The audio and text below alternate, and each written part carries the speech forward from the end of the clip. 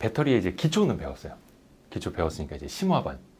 네. 그래서 이제 전체적인 이야기는 이제 기술적인 이야기는 어느 정도 했으니까 산업하고 기업들 이야기를 좀 해보면 좋을 것 같은데 12월 1일 날 쓰신 이 리포트가 좀 화제가 됐어요. 네.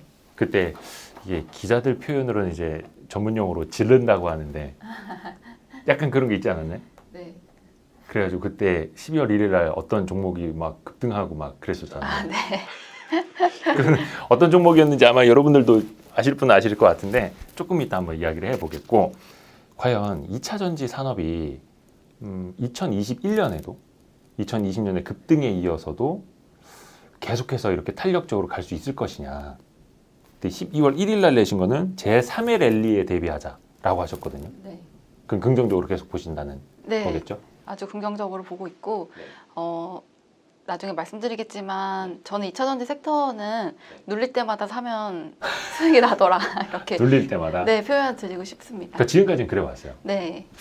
어떻게 보면 아직까지는 이제 전기차 침투율 우리가 타고 있는 전체 차량 중에서 전기차가 차지하는 비중이 한 4%가 좀 안 되잖아요. 그러니까 당연히 이제 성장하는 시장 알아.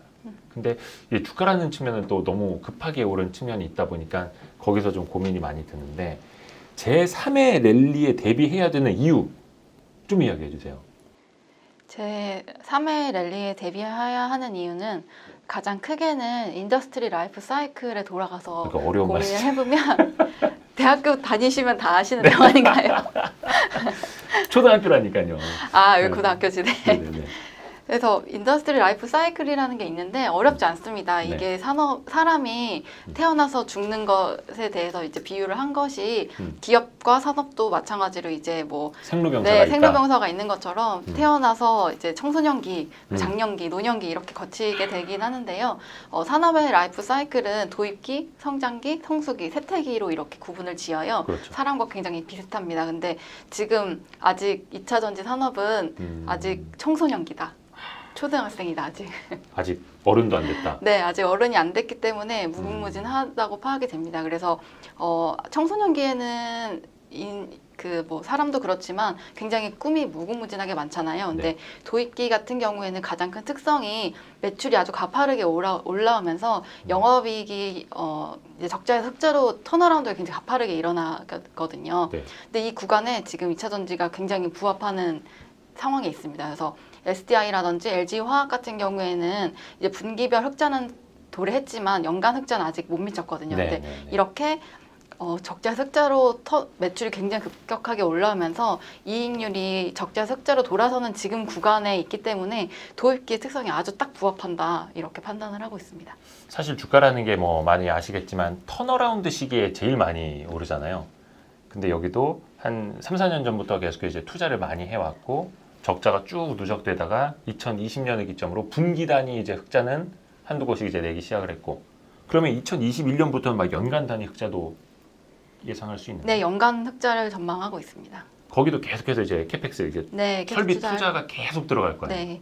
근데 그럼에도 불구하고. 네, 이게 IT 산업을 보시면 네. 핸드폰 산업 같은 경우에는 1년 단위로 교체 주기가 일어나기 때문에 이 빠르죠. 도입기, 성장기, 성수기가 굉장히 빨라요. 근데 이 도입기가 지금 있고 내년에도 연간 흑자를 전망하지만 꽤 길게 이어질 수 있다고 생각을 하는 거는 전체 그 자동차 산업의 라이프 사이클은 굉장히 깁니다. 10년 주기로 일어나기 때문에 그렇죠. 도입기가 더 길 수 있다. 그리고 제가 여기 자료에는 담지 않았지만 예전에 뭐 이제 전기차가 파괴적 혁신의 아이템이잖아요. 근데 파괴적 혁신. 이런 혁신의 아이템이었던 휴대폰, 스마트폰이 처음 시작했을 때 네. 그리고 인터넷 사업의 초기에 도래했을 때 그 도입기 산업의 특성을 비교를 해봤을 때 도입기 산업의 특성은 아직 실적은 안 나왔지만 멀티플이 굉장히 높아요. 근데 이게 실적이 나오면서 그 멀티플이 떨어지고 실적이 올라오면서 멀티플이 정상화 국면에 들어가는데 정상화 국면에 들어가는 그 순간에 주가는 더 탄력적으로 움직이는 그런 경우를 봤습니다. 그런 파괴적 혁신의 아이템이었던 스마트폰이라던가 인터넷 기업이 처음 생겼을 때를 예전으로 돌아가서 보면 이제 도입기보다 실적이 나오는 그 시점이 되면은 더 폭발적으로 주가가 실적 나오는 시기에 더 움직이기 때문에 아직 더 한 번의 성장 여지는 남아 있다. 그러니까 실적이 나오는 시점에 이제 주가는 현실로 찾아가는 게 아니라 네, 더 폭발적으로. 그 실적을 보고 더 높은 멀티플을 받을 수도 있다. 네. 좋습니다.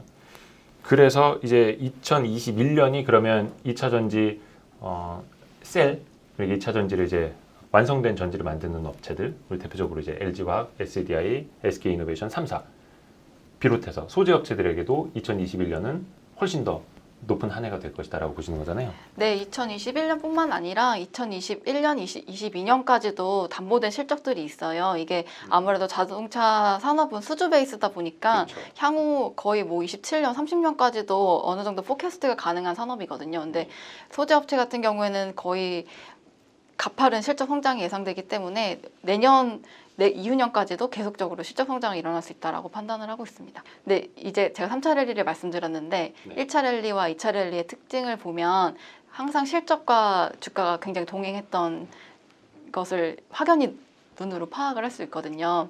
2차 랠리일 때? 네, 1차 랠리, 2차 랠리 때 둘 다요. 그러니까 그 개념을 좀 다시 잡아야겠다. 우리가 지금 말씀드리는 2차 랠리는 2020년. 네, 올해. 그렇죠? 네. 이거 1월에 나갈 거예요. 지난해. 아, 지난해. 네. 2020년 한 해가 2차 랠리였던 거고 네. 1차 랠리가 뭐 한 17년? 네, 17년에서 18년 말까지를 1차 랠리로.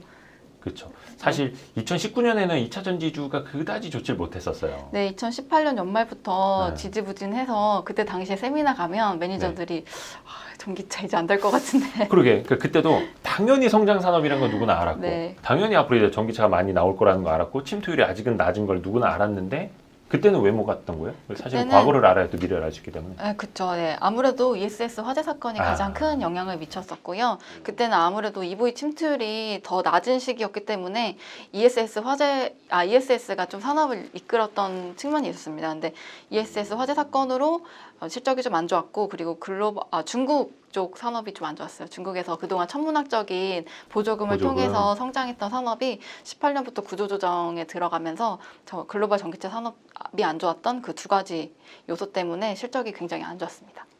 그리고 또 중국 업체들에게만 중국 쪽 이제 배터리를 쓴 업체에게만 또 보조금을 주고 네. 그러니까 그런 문제도 좀 있었고. 네, 그러다 보니까 17년, 18년도에 있었던 1차 랠리 때는 뭐 테슬라의 모델 3 판매량도 올라왔고 또 호조가 겹쳤던 게 원자재 가격도 굉장히 많이 올랐었어요.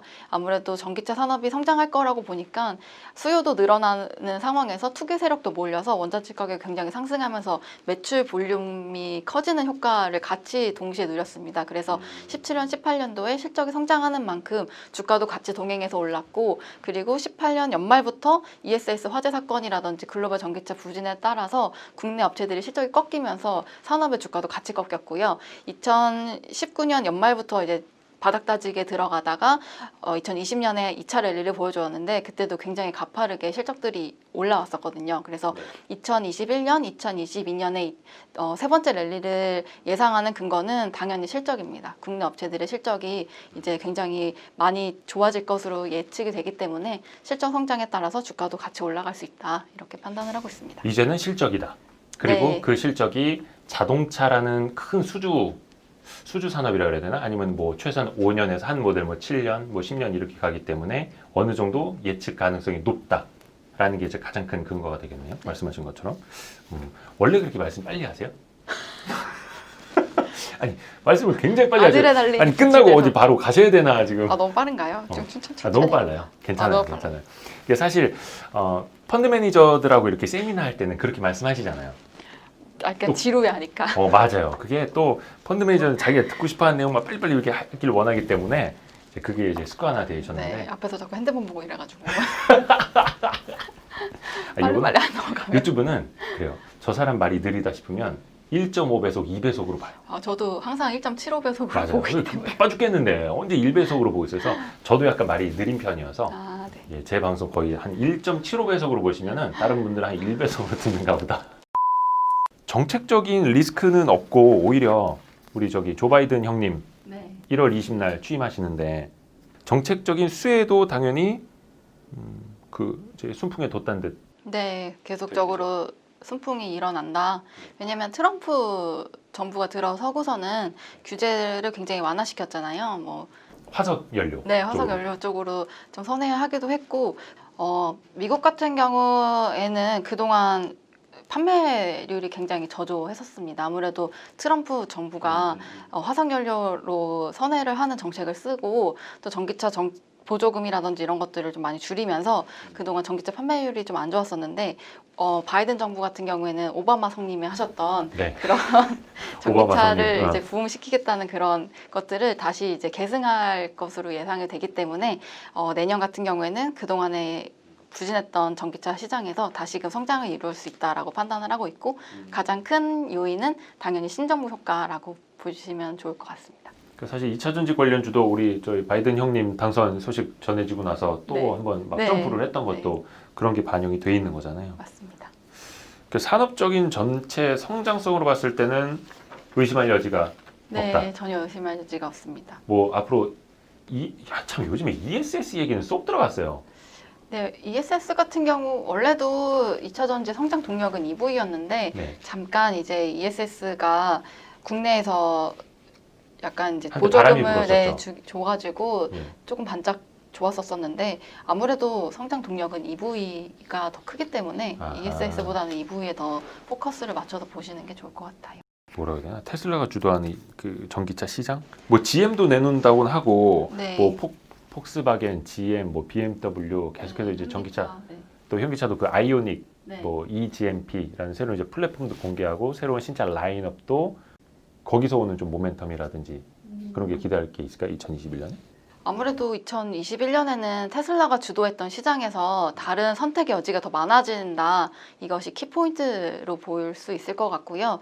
뭐 제 이제 리포트에도 네. 도표 24번에도 이렇게 표시를 해놨는데 전반적으로 테슬라의 절대적인 판매량 비중은 당연히 지금까지는 굉장히 높습니다. 하지만 후발주자의 신차 비중들이 계속적으로 올라오고 있고, 네, 그 5%를 기준으로 봤을 때 그 후발업체에 있어서 계속적으로 이 비중들이 올라오고 있기 때문에 향후에 플랫폼을 적용된 신차들이 더 활발히 출시가 된다고 한다면 소비자의 선택의 여지도 더 커질 수 있고 전기차의 전반적인 시장 파이도 커질 수 있는 그런 여지가 된다라고 판단을 하고 있습니다. 아 여기 그 진한 막대부터 이제 테슬라, 네. 상하이 GM, BMW, 닛산, 현대기아 이런 순으로 되는구나. 네, 이게 이제 올해까지 보셨을 때 절대적인 테슬라의 그 그쵸. 막대 그래프는 당연히 높긴 한데 보시면 스멀 올라오고 있는 이 트렌드를 3년 트렌드로 보실 수가 있어요. 근데 내년 같은 경우에는 아무래도 플랫폼이 적용된 신차들의 출시가 시작되는 원년이기 때문에 이 신차 모델 증가가 더 확연히 올라올 수 있다. 그러면 전기차 시장도 전반적으로 더 커질 수 있고 2차 전지 산업에 있어서도 더 수혜를 적용할 수 있다라고 판단을 하고 있습니다. 그 기존 내연기관차 생산 라인 하나 개조해서 한두 개 모델을 만들던 시대에서 전용 생산 라인을 구축을 해서 전용 플랫폼으로 만드는 시대가 되면서 당연히 양적으로는 성장한 한 해가 될 거고. 무슨 차 타세요 혹시? 저요? 저는 디젤. 저는 코나 탑니다.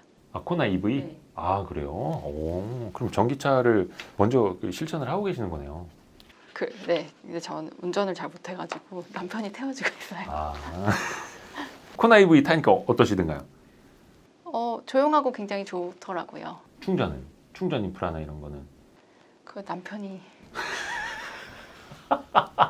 저는 일하느라 바빠서 그러니까 충전은 이제 바깥분께서 알아서 관리는 다 알아서 하고 저는 타기만 하고 좋네요. 그거 좋네요. 기다리고 계실 수도 있는 기업에 대해서 조금 더 디테일하게 이야기를 여쭤볼게요. 커버리지 종목이 은근히 좀 여러 개 있던데 그렇죠?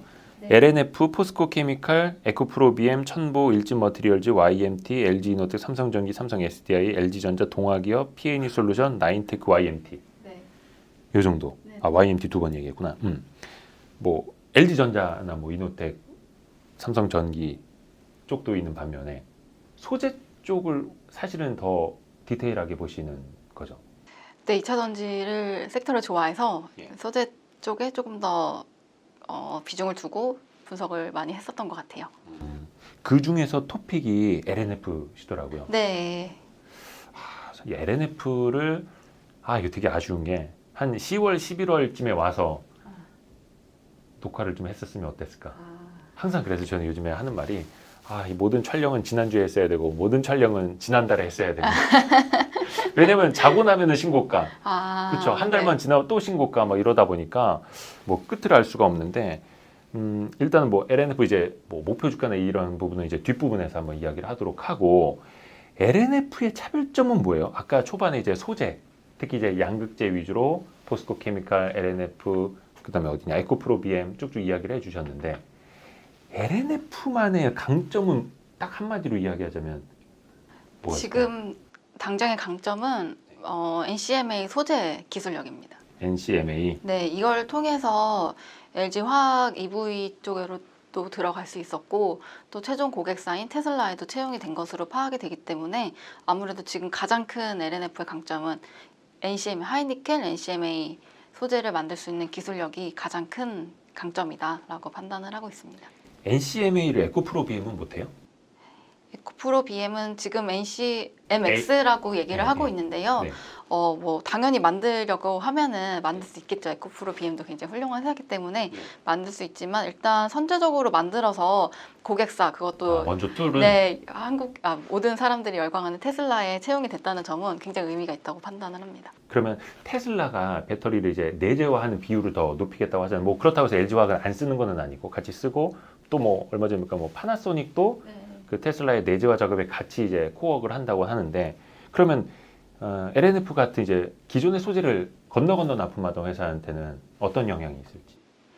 아무래도 내재화 비중을 높이면 소싱을 배터리 예를 들어 테슬라라든지 다른 업체에서 소싱을 직접 하기 때문에 LNF 같은 업체 입장에서는 고객사가 더 늘어날 수 있는 여지가 훨씬 더 많아졌다고 보시면 좋을 것 같아요.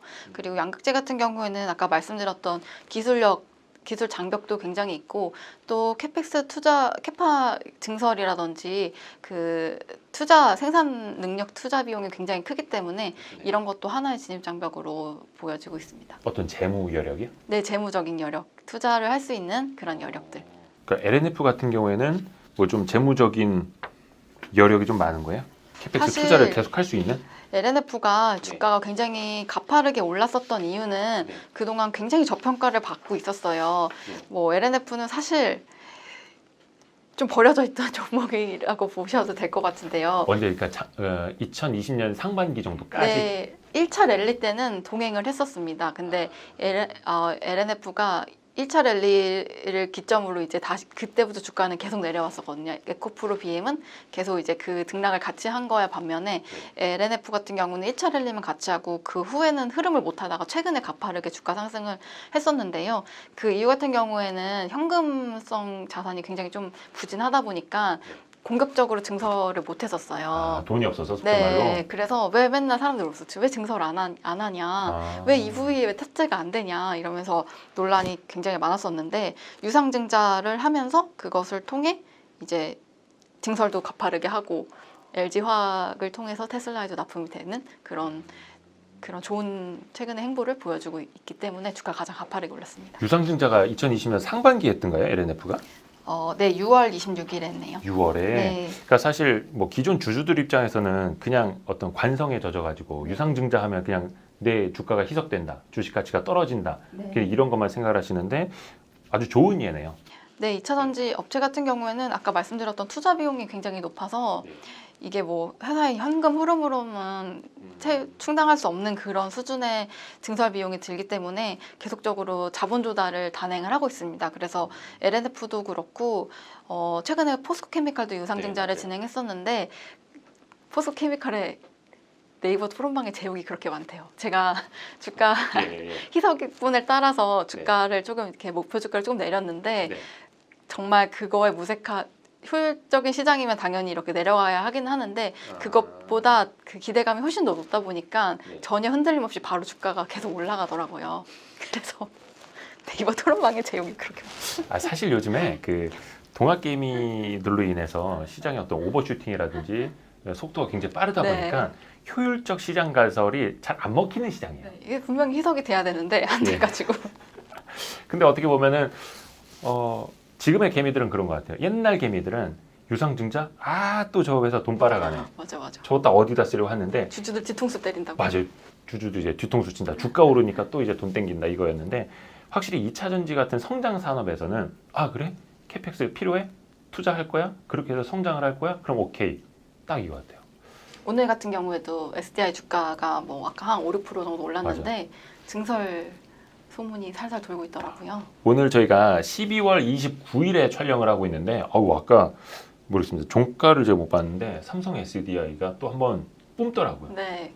소문으로는 이제 네. 증설 자금을 모집해서 곧 증설을 앞두고 있다라는 얘기가 돌면서 주가가 오르는데 그만큼 자본 조달을 통해서 증설하는 것들은 2차 전지에 있어서는 굉장히 호재로 판단을 하고 있습니다. 아무래도 국내 업체들은 기술력도 굉장히 있고 또 캐파 증설을 하는 것들은 글로벌 업체에 있어서도 모두가 부담으로 작용을 하기 때문에 선제적으로 좀 깃발을 꽂는 격이 아닌가 이렇게 기대를 많이 하시는 것 같아요. 야, 그래서 어떻게 보면 이제 증설 이꼬르 모멘텀 네. 이렇게 된 2차 전지 산업이네요. 다시 이제 LNF 이야기로 돌아와서 LNF 같은 경우에는 기존 투자 포인트는 이제 아까 2차 랠리부터는 동행을 못했다. 네. 맞다. 그 얘기 좀 다시 한번. 크게 세 가지인데요. 네. 네, 크게 세 가지 정도의 디스카운트를 많이 받고 있었어요. 그거는 이제 보수적으로 캐파 증설을 한다. 그리고 ESS 그때 화재 사건 이후로 주가가 2차 전지 산업이 안 좋았다고 네. 했는데 LNF는 완전 직격탄 받았습니다. 왜냐하면 그때는 거의 ESS 비중이 대부분이었기 때문에 그것 때문에 또 실적도 안 좋았고요. 그리고 아까 말씀드렸던 뭐 NCM, NCA 이런 게 있었는데 이 NCM 같은 경우에는 최근에는 90% 이상의 하이니켈 뭐 911 뭐 이런 식으로 얘기를 하는데 예전에는 NCM 5버전, 6버전, 뭐 523, 6줄들 이런 약간 중급의 니켈을 만들어서 납품한다 이렇게 얘기가 나오면서 그동안 디스카운트를 받았는데 아까 말씀드렸던 유상증자 이후로 완전 환골 탈퇴를 진행을 하고 있거든요. 그래서 최근에 주가가 굉장히 괜찮았고 그리고 12월 16일에는 이제 LG 화학, LG 화학에서 분사한 LG 에너지 솔루션에서 공급 계약을 체결했습니다. 1조 4천억으로 잭팟을 터뜨렸는데 이게 매출액의 거의 40%에 해당하는 높은 수주이기 때문에 굉장히 이제 주가가 가파르게 올랐고요. 최근에 많이 문의 오시는 거는 잭팟도 터뜨렸고 주가도 많이 올랐는데 팔아야 돼. 가져가야 돼. 이게 딱 두 가지 고민으로 나눠보자면 못 가지신 분들은 지금이라도 사야 되냐, 네네네. 가지신 분들은 이거 언제 팔아야 되냐. 네. 와 이거 뭐 모르겠는데 답이 있을까요? 사실 이제 리포트 내고서는 많이 말씀드렸던 분들은 파신 분들도 되게 많고 근데 저는 일단은 결론적으로 말씀드리면은 중장기적으로 굉장히 좋다 가져가셔도 된다라고 길게 판단을 길게 하고 보자. 있습니다. 네, 그래서 아까도 기자님이 여쭤보셨는데 그런 가장 큰 특징이 뭐냐라고 했을 때 기술력이 굉장히 높고 LG화학 같은 경우에는 가장 크게 캐파 증설을 하잖아요. 그래서 EV 비중이 늘어나면 늘어날수록 LNF의 물량도 늘어날 수 있다. 그래서 가장 확실하고 강력한 고객을 갖고 있다라고 판단이 되고 있고 또 캐파도 계속적으로 증설하고 있습니다. 그래서 이 12월 초에 냈던 리포트에는 22년 기준으로 7만 톤 얘기를 했는데 최근 업데이트된 거는 22년 기준으로 8만 톤으로 조금 올려서 에코프로 BM이 9만 톤인 거에 비해서는 이제 동등한 수준으로 올라왔다고 판단이 되어지고 있고요. 그리고 이거는 이제 가장 큰 투자 포인트 중 하나인데 SK 이노베이션 쪽으로 대부분의 소주 업체나 장비 업체들에 있어서 1월에 수주가 나올 것들이 좀 있어 보여요.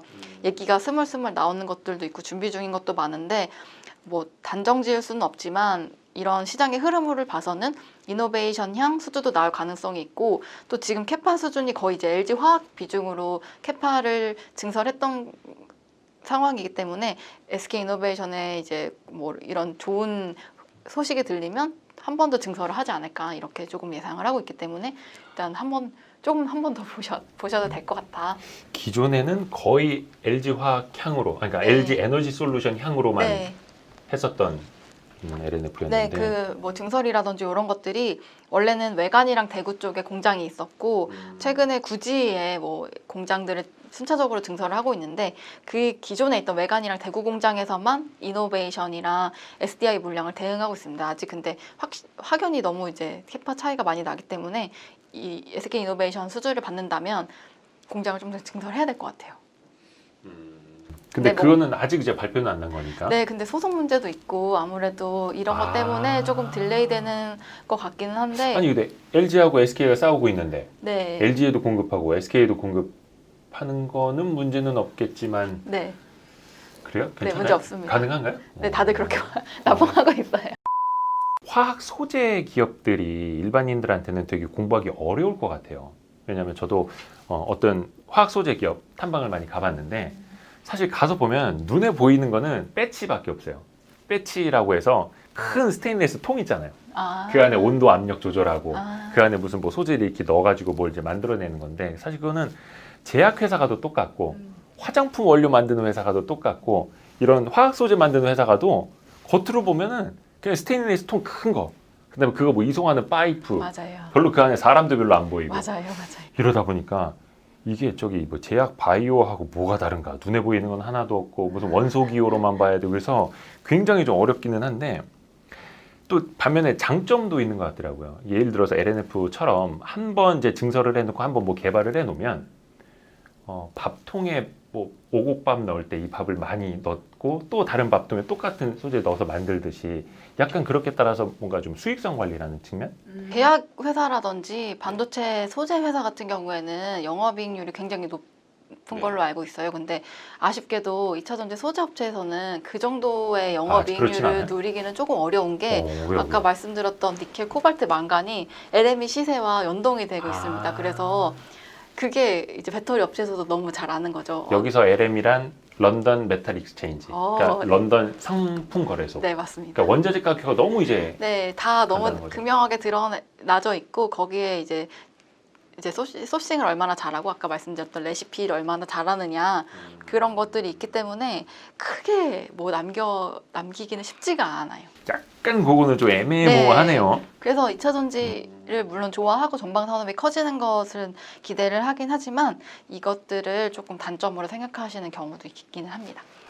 그러면 이게 또 원자재 가격이 뭐 최근에 이제 많이 오르고 있으니까 원자재 가격이 오른다. 그러면 이제 판가도 올린다. 그래서 네. 매출 볼륨이 커진다. 이게 이제 선순환인데. 네, 매출 볼륨이 커지면서 영업이익은 예를 들어서 뭐 하이싱글 얘를 한 7, 8% 정도의 양극재 이익률이 그 정도가 표준이라고 본다면 그 정도로 계속 이렇게 볼륨은 커지긴 하지만 7, 8%를 유지한다로 보시는 게 좋을 것 같아요.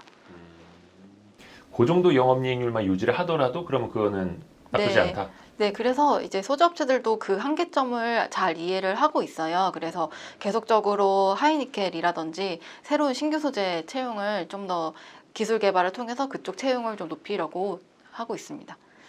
실제로 뭐 5, 6 시리즈 같은 경우에는 단가 인하도 굉장히 많이 들어온 걸로 알고 5, 있어요. 6 시리즈가 뭐예요? NCM 523, 아. 뭐 6줄도 이런 좀 9 버전. 네, 9 버전. 근데 지금도 그게 많이 쓰이고 있습니다. 그래요? 이게 거의 범용이긴 한데 가장 이제 최근 버전이라고 보시면 돼요. 그러니까 전기차 말고 네, 전기차에도 지금 5, 6 시리즈도 굉장히 높은 수준이긴 하거든요. 아직까지 주행 거리가 좀 짧은 그런 차들. 네. 지금 5, 6 시리즈에 뭐 9 시리즈를 섞어서 쓰고 있기는 하기 때문에 5, 6 시리즈가 거의 범용으로 쓰이고 있고 9 시리즈는 정말 완전 핫뜨거운 신상. 아, 그러니까 여기서 말하는 게 5 시리즈, 6 시리즈, 9 시리즈, 뭐 BMW 9 시리즈 이게 아니라 네, 레시피가. 레시피. 그러니까 니켈 함량이 네네네. 50%는 이제 네, 5 시리즈, 60%는 네. 6 시리즈, 이제 뭐 90% 들어가는 이제 9 시리즈. 네네네. 그거 하나 배웠네. 어디가 써먹어야지. 그 타고 계신다는 코나 EV에는 그러면 한 니켈 함량이 어느 정도 되는 거는? 그거 질문 그만해 주세요. 잘 모르겠어요. 제가 잘 안 타가지고. 이거 12월 17일 리포트 수정을 했고요. 17일날? 네, 이게 이제 공급계약 공시 나오고 주가가 워낙 가파르게 오르고 너무 이제 뜨거운 감자가 되어서 네. 바로 이제 팔로우업을 했습니다. 그래서 아까 말씀드린 것처럼 그 공급계약 공시가 나오고 주가가 너무 아주 예. 2차 전지 소재 중에 가장 가파르게 오르다 보니까 팔아야 되냐고 연락을 되게 많이 받았거든요. 지금 수준에서 가져가야 돼, 팔아야 돼라고 해서 세론이야? 세론 이렇게 물어보셨는데 세론이 뭐예요? 세론더 뉴스라고. 셀 온 더 뉴스. 네. 뉴스에 팔아라. 네, 근데 이제 여의도 매니저들은 이제 세론 이렇게 많이 얘기를 하거든요. 그래서 세론이야? 이렇게 물어보셨는데 저는 리포트에 쓴 것처럼 이제부터가 찐이다. 그래서 참 제목에 셀로나 맞아 이거 봤었어. 그러면은 2021년 영업이익은 250억, 네. 2022년이 890억, 그렇죠? 네. 근데 지금 시가총액이 2조. 여기서부터 이제 제가 이제 밸류에이션에 대한 고민을 좀 예. 여쭤보려고. 지금 목표 주가가 85,000원 네. 상향하셨던데 이게 22년 PER 기준으로 34배 네, 맞습니다. 맞나요? 네.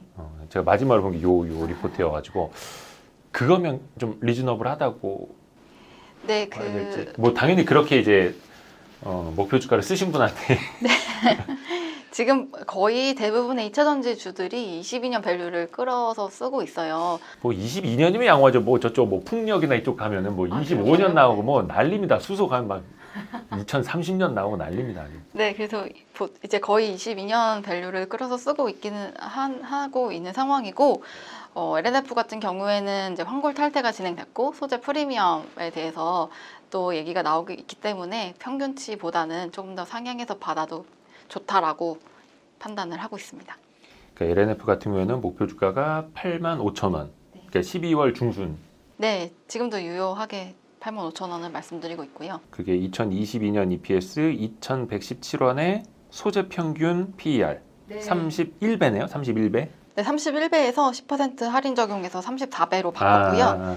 그 EPS 값도 그 기존 보고서 대비 조금 올렸어요. 왜냐면 그 기존 보고서 같은 경우에는 제가 한 5.2%로 적용을 했었는데 이게 너무 보수적인 수치인 것 같더라고요. 순이익률? 그래서 네, 영업이익률이 그래서 영업이익률. 6%로 했고 뭐 회사랑도 많이 이제 상의를 했는데 6%는 이제 제가 판단하기로는 충분히 낼 수 있는 영업이익 수준이라고 판단이 되어져서 영업이익률도 좀 올리면서 EPS 값도 올라갔고 또 소재 프리미엄을 받을 수 있는 그런 역량이 되었다라고 판단을 해서 그 22년 2차전지 소재 평균 값에 10% 할증을 적용했습니다. 뭐 당장 4분기 영업이익률은 그 정도는 안 되는데. 네, 그래서 이게 당분간 4분기랑 내년 1, 2분기까지는 실적이 조금 슬로우하게 보일 수는 있어요. 그 이유 같은 경우에는 이제 증설하는 그 가동률이 내년 3분기부터 반영이 되고 LG 화학으로 납품되는 그 캐파 증설과 가동이 내년 3분기부터 이어지기 때문에 4분기와 1, 2분기 내년 1, 2분기까지는 좀 이제 슬로우하게 실적이 나올 수는 있다.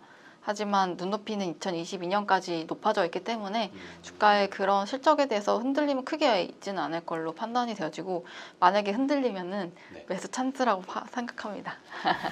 굉장히 이게 이 정도면 거의 컨빅션 바이 막 이렇게 하지 않나요? 네, 그 아까 기자님이 강력 매수 막 이런 거. 말씀하셨는데 뭐 지난주 이렇게 얘기하셨는데 저는 사실 환골 탈 때 이때 유상증자 할 때부터 컨빅션 바이였었어요. 이게 6월 26일. 네네네, 이때부터 컨빅션 바이라고 생각을 해서 이때 찾아왔었어야 되는데. 아직도 에코프로 BM 대비 갭 맞추기만 하더라도 아직도 성장 룸은 더 있다고 판단을 합니다. 지금 그러면은 그 멀티플 개념으로 봤을 때 밸류에이션의 LNF가 에코프로 BM보다 낮아요? 이제 업사이드 아니요, 밸류에이션은 다 22년 기준으로 봤을 때는 얼추 비슷하고. 네네네. 그러면 어떤 뭐 포텐셜로 봤을 때? 네, 포텐셜로 봤을 때 이제 갭 맞추기를 한다고 보면은 시총 기준으로 보더라도 좀 더 업사이드 여력이 있지 않나 이렇게 좀 판단을 합니다. 또 여기 보시면 커버리지 기업 7개를 비교를 했는데 보시기에도 확연히 되게 높지 않나요? 이렇게 이게 에코프로 LNF거든요. 네네. 근데 다른 성장률. 업체에 비해서 매출 성장률과 영업이익 성장률이 굉장히 높아서 21년하고 네, 22년. 22년 네. 전망. 요게 12월 1일에 있는 저기죠? 네네네.